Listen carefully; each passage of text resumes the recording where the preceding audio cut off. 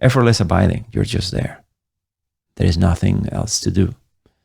Settling meditative joy. So the joy before all there was more like a deeper contentment compared to stage 7. And stage 8 is still kind of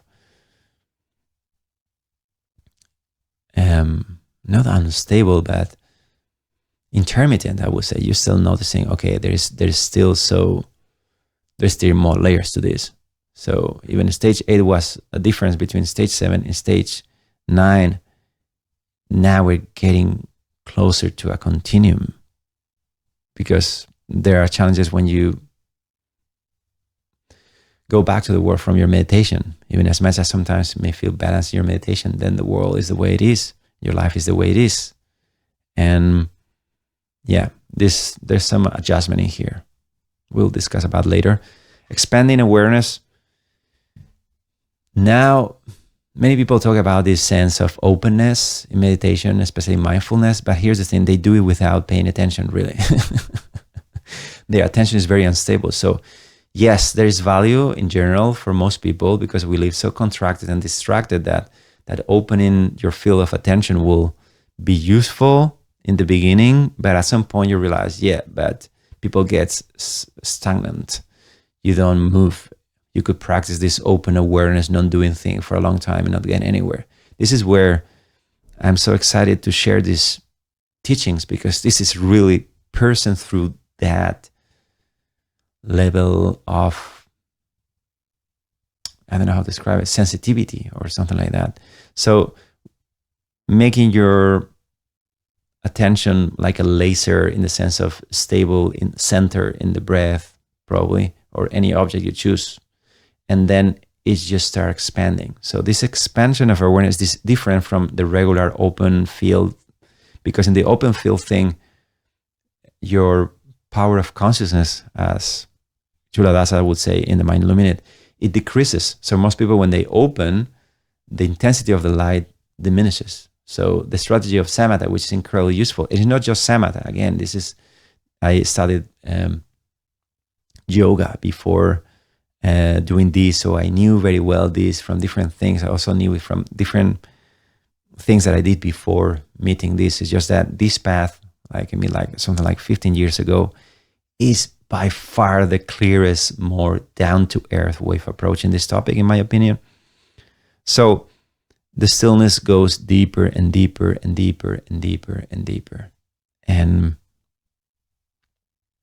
the truth reveals itself, because it was never hidden as exception from our own thoughts. So when you're stage 9, just relax, chill, just there, enjoy.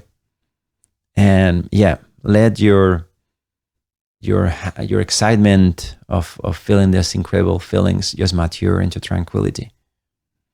Let your attention, your awareness naturally expand and become the scope being brighter. This is not something I'm suggesting you to do on purpose, because all the way through these stages, I'm talking about quality. So many people, I said before, find it effective to open a little bit too much. But again, I would say that's warming up meditation.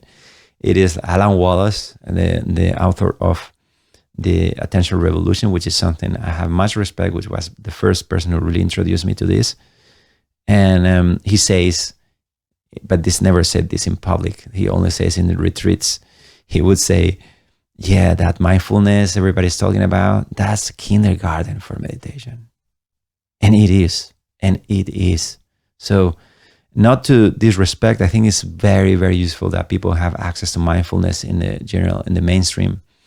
But let's not confuse one thing or another. Or most importantly, don't feel frustrated if the regular mindfulness exercise, just being here and now and present with this, noticing everything as it happens, if it doesn't completely transform your life profoundly, then it's okay. It's okay. It may help you to chill out a little bit, but this is where samatha will lead you to pro meditation, as I call it, which is kind of like strange way to talk about it. But personally, it feels like that. We're talking about something real in here. We're talking about how you do it when you are done with all the fashion, the trendy, your own thoughts about yourself. When you're really done with that and say, okay, let's get this for real, then samatha appears in your life. So I hope it's the case for you, and you use these stages to.